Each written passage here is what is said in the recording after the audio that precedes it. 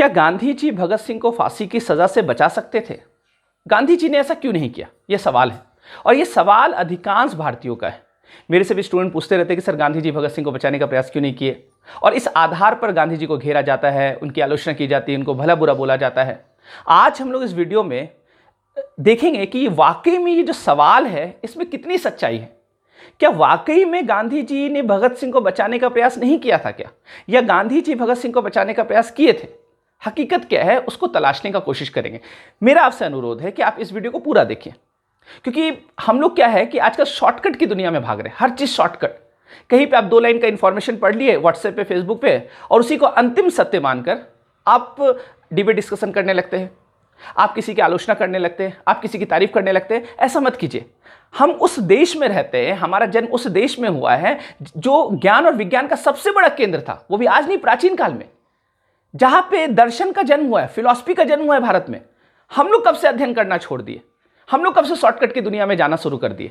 तो हम लोग तो कम से कम शॉर्टकट की दुनिया में नहीं जाए। इसलिए होता क्या है कि कोई आप एक क्लिप देख लेते, पूरा वीडियो है उसमें, इसका एक क्लिप देख लिया और उसी में निष्कर्ष निकाला, ये गलत, ऐसा नहीं होना चाहिए, तो ऐसे नहीं कीजिए।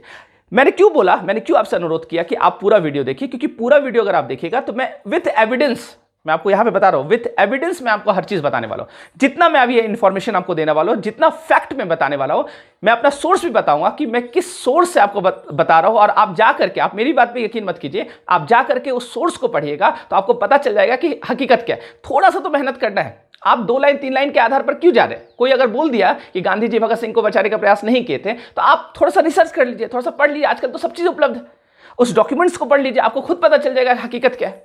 तो चलिए हम लोग स्टार्ट करते हैं और इस तथ्य को तलाशने की कोशिश करते हैं कि वाकई में गांधी जी ने भगत सिंह को बचाने का प्रयास किया था या नहीं किया था। तो चलिए समझते हैं। देखिए, मैं पहले ही जवाब दे देता हूं, मैं जो लास्ट में बताता मैं पहले ही बता देता हूं। गांधी जी ने भगत सिंह को बचाने का जितना प्रयास किया था, तत्कालीन भारत में किसी नेता ने उतना प्रयास नहीं किया था। अब आप बोलोगे सर ये तो सुनी ही नहीं कभी, ये तो आप कैसे बोल रही चीज? मैं आपको प्रूफ करूंगा।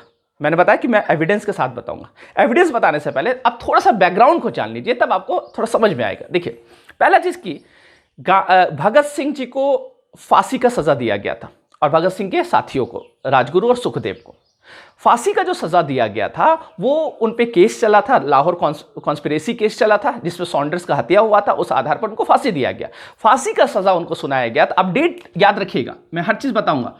7 अक्टूबर को, 7 अक्टूबर 1930, याद रखिएगा तारीख, क्योंकि फेसबुक पे और व्हाट्सएप पे ये भी चलता है कि 14 फरवरी को भगत सिंह को फांसी का सजा सुनाया गया था। ऐसा नहीं है ना, तो उस दुनिया में मत जाइए। आप यहां पे समझिए, फैक्ट के आधार पर बात करेंगे हम लोग। 7 अक्टूबर 1930, 7 अक्टूबर 1930 को एक स्पेशल ट्रिब्यूनल ने भगत सिंह और उनके साथियों को फांसी की सजा दी, और उसमें डेट तय किया गया कि 24 मार्च को, 24 मार्च 1931 को भगत सिंह, सुखदेव और राजगुरु को फांसी दे दिया जाएगा। ये तारीख तय किया गया। लेकिन आपको पता है कि 24 मार्च को उनको फांसी नहीं मिला था, एक दिन पहले ही 23 मार्च को, है ना, 23 मार्च 1931, इस दिन को भगत सिंह को फांसी दे दिया गया था। अब एक दिन पहले क्यों दिया था, इसका क्या कारण, तो वो अलग कभी हम लोग डिस्कशन कर लेंगे। ये क्लियर? अब यहां पे एक चीज आपको समझना है कि 1930 में एक मूवमेंट चल रहा था भारत में, सिविल डिसओबीडियंस मूवमेंट, सविनय अवज्ञा आंदोलन, जिसको आप नमक सत्याग्रह भी कहते हैं। और आप समझना, नमक सत्याग्रह जो है वो आपको पता है गांधी जी इसको लीड कर रहे थे, और इस दौरान गांधी जी और कुछ बड़े लीडर को अरेस्ट कर लिया जाता है, उनको जेल भेज दिया जाता है। और गांधी जी और उनके जो लीडर हैं उनको जनवरी के महीने में 1931 में उनको छोड़ा जाता है। डेट समझते चलिएगा। भगत सिंह को फांसी फांसी का सजा कब सुनाया गया था? 7 अक्टूबर 1930, और जनवरी 1931 को गांधी जी को रिहा किया जाता है। क्लियर? अब जो मैं आपको कहानी बताने वाला हूं, वो कहानी का आधार क्या होगा, उससे पहले एक चीज आप समझ लीजिए। जो आरोप लगता है महात्मा गांधी पर, ये लगता है कि महात्मा गांधी का इरविन से वार्ता हुआ था और गांधी इरविन पैक्ट हुआ था। आपने सुना होगा गांधी इरविन पैक्ट के बारे में, आपने ये पैक्ट सुना होगा। जो इतिहास के विद्यार्थी है या जो नहीं भी इतिहास पढ़े वो जान लीजिए, गांधी इरविन पैक्ट ये हुआ था कब? 5 मार्च को, 5 मार्च 1931। 5 मार्च 1931 को Gandhi Irwin pact, Gandhi Irwin समझौता होता है। क्लियर? ये तो आपसे एग्जाम में भी क्वेश्चन पूछता है कि गांधी इरविन समझौता कब हुआ था। क्लियर? अब आरोप यह लगता है कि जब गांधी इरविन कौन उस समय का वाइसरॉय, तो गांधी इरविन जब बात हुआ था, वार्ता हुआ था, तो गांधी जी ने इस मुद्दे को क्यों नहीं उठाया, यही आरोप लगता है और गांधी को क्या किया जाता है, घेरा जाता है। तो मेरा तो एक सवाल आपसे यह है, जो आलोचक हैं, पहला चीज कि क्या गांधी सरकार थे कि गांधी लिख देते हैं कि भगत सिंह का फांसी को सजा को माफ कर दो और माफ हो जाता? गांधी को अगर उनको अपनी बात अगर उनको मनमानी होती थी तो वो साल साल भर आंदोलन करते थे, तब जाके 2-3 बात मानता था अंग्रेज। आप देखिए वो खुद आंदोलन कर रहे हैं, वो खुद परेशान है। और आप समझना, तो गांधी कोई सरकार नहीं थे, पहला चीज। दूसरा चीज क्या है कि भगत सिंह एक निडर व्यक्ति, मतलब वैसा निडर व्यक्ति शायद ही इतिहास में आपको मिलेगा, गजब के निडर व्यक्ति, जिनको फांसी के फंदे से कोई डर नहीं, जिसको मृत्यु से कोई डर नहीं। वो तो खुद लिखते कि हमको तुम गोली मार दो, कोई दिक्कत नहीं। तो आप सुने, इतना निडर व्यक्ति जो कि कभी अपील करना नहीं चाहा। मैं अभी आपको आगे बताऊंगा इसके बारे में, कहानी भगत सिंह के बारे में, जो कभी माफीनामा नहीं लिखा कि हमको माफ कर दो, गलती हो गया हमसे, अब हम बाहर निकल के तुम्हारा हम विरोध नहीं करेंगे, ऐसा कुछ नहीं। वैसा व्यक्ति आपको लगता है, और वैसा व्यक्ति पे जो फांसी का सजा उनको सुनाया गया था, वो सॉन्डर्स का हत्या।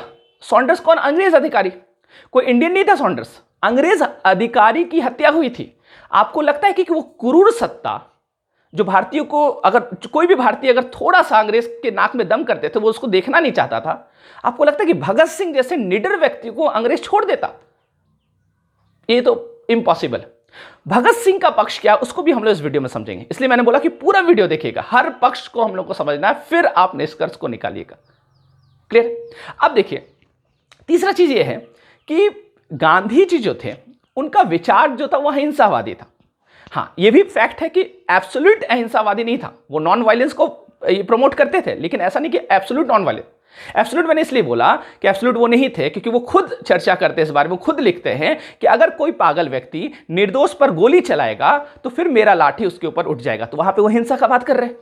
तो ऐसा नहीं कि एब्सोल्यूट अहिंसावादी थे, लेकिन उनका विचार अलग था और यहां पे हत्या का मामला था। लेकिन मैंने आपको बताया कि गांधी ने जितना प्रयास किया था, उतना प्रयास तत्कालीन भारत में किसी नेता ने नहीं किया था। वो अपने विचार के विपरीत जाकर ये प्रयास किए थे, अपने सिद्धांत के विपरीत जाकर ये प्रयास किए थे। अब मैं जो प्रयास गांधी जी ने किया था वो प्रयास मैं बताने वाला हूं। और एक चीज और मैं आपको बताने वाला हूं कि देखिए, जो गांधी के आलोचक है वो भी एक चीज स्वीकार ये करते हैं कि वो भी ये बात कहते हैं कि गांधी चाहते तो भगत सिंह को बचा सकते थे। तो इनडायरेक्ट रूप से एक बात वो स्वीकार करते हैं, इनडायरेक्ट रूप से वो ये स्वीकार करते हैं कि वो भी मानते हैं कि गांधी उस समय के सबसे बड़े लीडर थे राष्ट्रीय आंदोलन के। क्योंकि वो और किसी का नाम क्यों नहीं लेते, और किसी का नाम क्यों नहीं लेते कि ये भी बचा सकते थे, वो भी बचा सकते, बहुत सारे लीडर थे, बहुत सारे स्वतंत्रता सेनानी थे, बहुत सारा संगठन उस समय चल रहा था। वो क्यों नहीं बोले कि ये इंस्टीट्यूशन ने क्यों नहीं बचाया, ये संगठन ने क्यों नहीं बचाया? आप गांधी का ही नाम क्यों लेते? क्योंकि आप गांधी को इग्नोर नहीं कर सकते। आप उनके समर्थक है या उनके आलोचक हैं, तो आप गांधी को इग्नोर नहीं कर सकते। इसलिए आपको पता है कि गांधी जो है सबसे बड़े लीडर है और इसलिए गांधी से आप ऐसा अपेक्षा करते हैं। ये बात तो आप स्वीकार करते हैं। हाँ, ये अलग बात है कि डायरेक्ट रूप से आप बोली कि नहीं गांधी का कोई रोल नहीं था, वो अलग बात है ना, वो तो आपका सोच है। तो खैर चलिए, अब यहां पे अब जो मैंने आपको बताया, अब मैं आपको तथ्य बताने वाला हूं कि क्या वाकई में गांधी, मैंने तो आपको बता दिया गांधी ने बहुत प्रयास किया था। तो प्रयास किया था तो ऐसे हवाबाजी में कर रहा हूं क्या? मुझे हवाबाजी करना पसंद नहीं, और आप भी हवाबाजी करिए नहीं, आप थोड़ा सा मेहनत कीजिए, पढ़िए। अब जो मैं आपको सोर्स बताने वाला हूं, उस सोर्स को जाकर पढ़िएगा। ऐसा नहीं कि मेरे बात पर यकीन कर लीजिए, आप जाकर सोर्स पढ़िए। सोर्स क्या है? आपको वो दस्तावेज उपलब्ध मिलेगा, और वो दस्तावेज, उस डॉक्यूमेंट्स को पढ़िए तो आपको मिल जाएगा भगत सिंह और गांधी का जो विवाद चलता है, 2 मिनट में विवाद का समाधान हो जाएगा। दस्तावेज, मेरा जो सोर्स है वो क्या क्या है? एक तो आप पढ़िएगा नेशनल आर्काइव्स ऑफ इंडिया, इसका होम डिपार्टमेंट में जाइएगा, यहाँ पे आपको गांधी और भगत सिंह के बीच का वार्ता, ये सारा चीज आपको गांधी और भगत सिंह के बीच का जो मुद्दा है, जो कॉन्स्पिरेसी चलता है, वो आपको वहां पे मिल जाएगा। इसके अलावा गांधी जी का खुद का राइटिंग है, और उनका राइटिंग को भारत सरकार ने पब्लिश किया है। उसका नाम है the collected works of Mahatma Gandhi, और the collected works of Mahatma Gandhi बहुत सारे वॉल्यूम में है। उसका वॉल्यूम नंबर 45 पढ़िएगा, और वॉल्यूम नंबर 45 में महात्मा गांधी ने इस विषय पे बहुत डिटेल में चर्चा, आप मिल जाएगा। 45 पढ़िए, तो थोड़ा मेहनत कीजिए, जाके पढ़िए वॉल्यूम 45। इसके अलावा महादेव देसाई की डायरी, अगर आप महादेव देसाई की डायरी पढ़िएगा तो वहां से भी आपको ये सब जानकारी मिल जाएगा जो मैं अभी आपको बताने वाला हूं।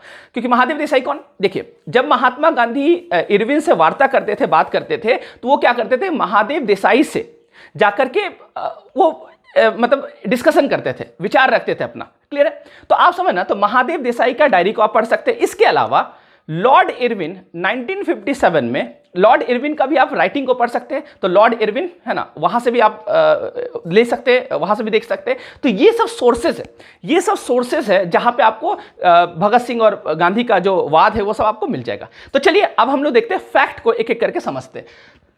अब जो मैं आपके सामने फैक्ट रख रहा हूं उसका आधार मैंने बता दिया। जो भी मैंने पढ़ा है ये सब मैंने पढ़ा है और उस आधार पे मैं आपको ये फैक्ट रख रहा हूं। देखिए, मैंने अभी आपको बताया कि गांधी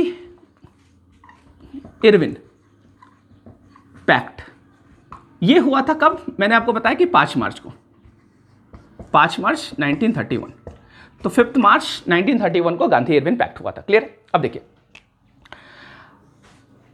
आपको एक चीज समझना है कि जब पैक्ट होता है, जो समझौता होता है, समझौता कोई एक दिन में नहीं हो जाता। समझौता के लिए पहले एक उसका इतिहास होता है। और इतिहास में आप एक चीज समझना, 17 फरवरी से 5 मार्च तक यह वार्ता चला। गांधी इरविन जो पैक्ट है, पैक्ट अचानक से तैयार नहीं हो गया। 17 फरवरी से शुरू हुआ और 5 मार्च को यह पैक्ट हुआ। मतलब 17 फरवरी से गांधी इरविन वार्ता शुरू हो गया था।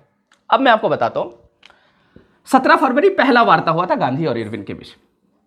18 फरवरी 18 फरवरी, अच्छा गांधी इरविन पैक्ट क्या था उसको अभी हम लोग नहीं पढ़ेंगे। कॉन्स्टिट्यूशन रिफॉर्म करना चाहता, आपको पता है कि अंग्रेज लोग जा रहा था कॉन्स्टिट्यूशन रिफॉर्म करने, जिसके लिए साइमन कमीशन पहले आया था, गांधी इरविन पैक्ट हुआ था, गोलमेज सम्मेलन जो राउंड टेबल कॉन्फ्रेंस, ये सब चल रहा था। तो खैर आप यहां पे समझना, इसलिए इरविन को लगा कि अब बड़े लीडर को, गांधी जैसे लीडर को छोड़ना पड़ेगा जेल से, और उसको इसलिए छोड़ा गया ताकि वो एक समझौता कर पाए, है ना, आपसे समझौता हो पाए। तो खैर 18 फरवरी तारीख आप याद रखते चलिए, 18 फरवरी 1931, 1931, 18 फरवरी 1931 को यह मुद्दा गांधी जी उठाए इरविन के सामने।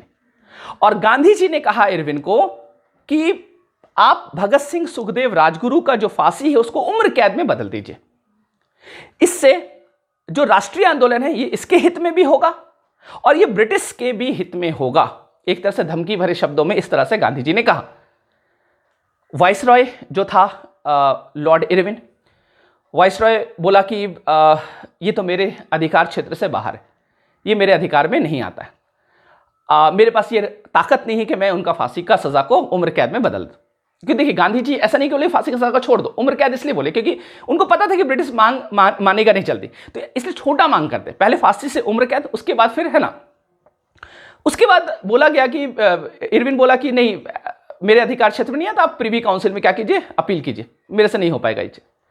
चलो ठीक है, 18 फरवरी का वार्ता में कुछ नहीं हो पाया। उसके बाद अगला तारीख देखिए, गांधी जी ने अपील नहीं किया था, देख रहे अभी मैं बताते चल रहा हूं। अगला तारीख है 5 मार्च।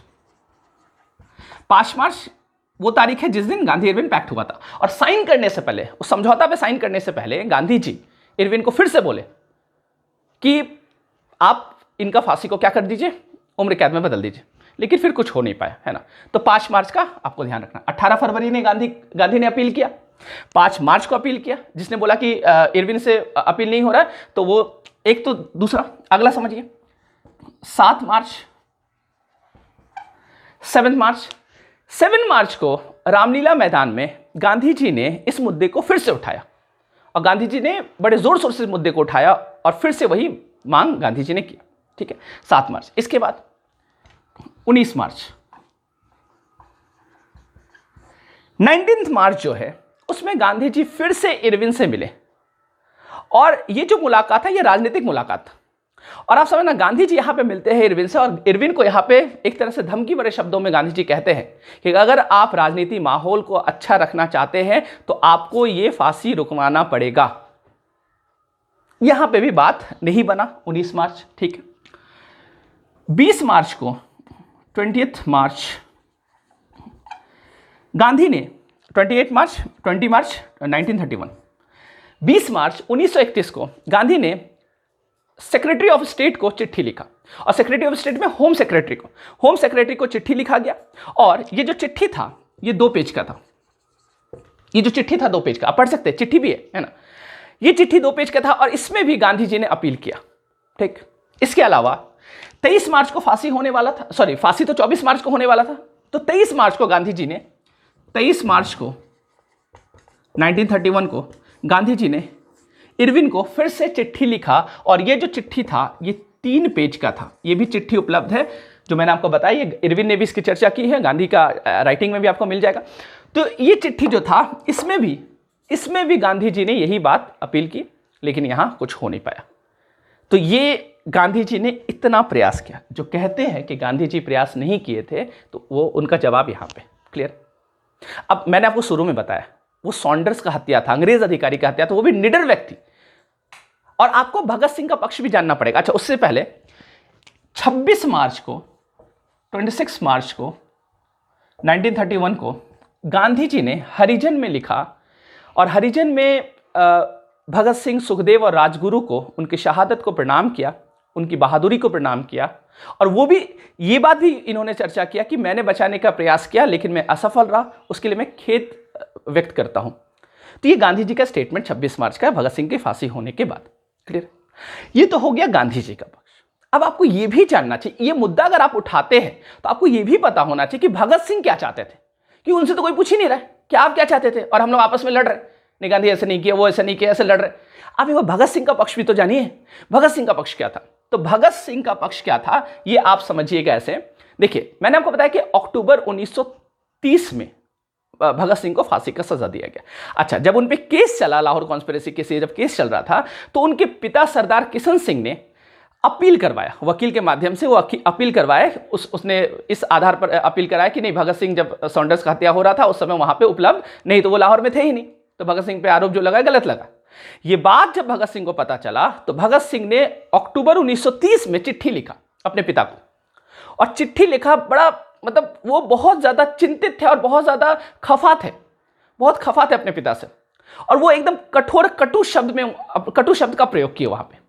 उन्होंने बोला, मैं आपसे अपेक्षा नहीं करता हूं, हम लोग स्वतंत्रता सेनानी फैमिली से बिलोंग करते हैं, आपसे मुझे ये उम्मीद नहीं था कि आप इस तरह का अपील करेंगे।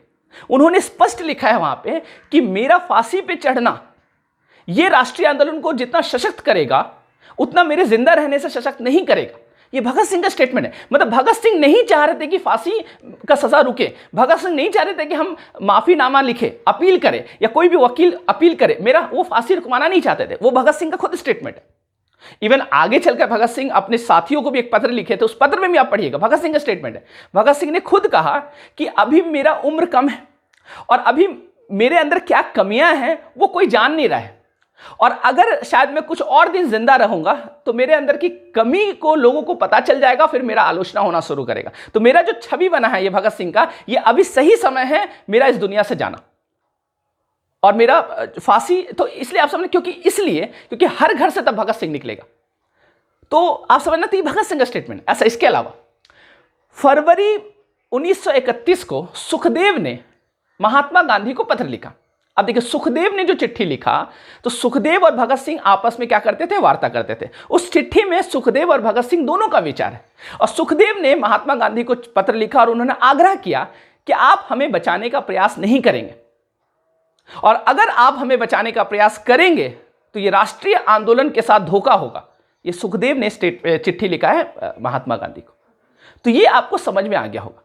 तो ये भगत सिंह और महात्मा गांधी से जुड़ा हुआ बेबुनियादी बात है। बहुत सारे राइटर, बहुत सारे हिस्टोरियन ने भी ये बात लिखा, तो बेकार का बात है, इसमें कोई झगड़ा का बात ही नहीं। दोनों सुपर हीरो थे, आप किसी को कम नहीं आंक सकते, आप ये नहीं बोल सकते ये ज्यादा थे या ये कम थे, ऐसा नहीं। दोनों सुपर हीरो थे, दोनों का विचार अलग था, लेकिन कहीं ना कहीं मैं आपको बता दूं दोनों एक दूसरे के पूरक भी थे।